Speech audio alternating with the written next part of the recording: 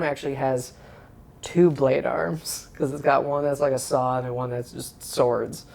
And that one I remember there was a little bit of a struggle at first because I didn't totally understand that I needed to make the character look like the original art for the card, because they gave me the art for that, but it wasn't like on the card, it was just that art.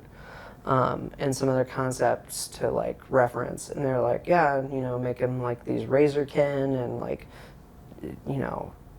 create this character, blah, blah, blah. But I didn't realize that they wanted me to take that character from the original art and do like my take on it. And so the first batch of sketches I gave them, they were kind of like, good start.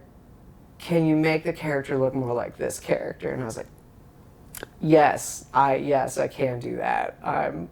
Because then it was one of those things where then when I reread the like prompt and reread everything, I was like, yeah, I should have done that from the start. I thought they wanted me to make like, something akin to this, but not exactly that character.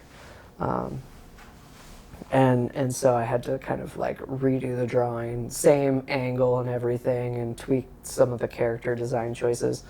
But with that one, I feel like that was the one that I finally hit my groove of like, oh, now I'm having fun and getting to play a little bit with like the composition and everything, and like really distorting like the character's leg way back in space as he's like, coming forward.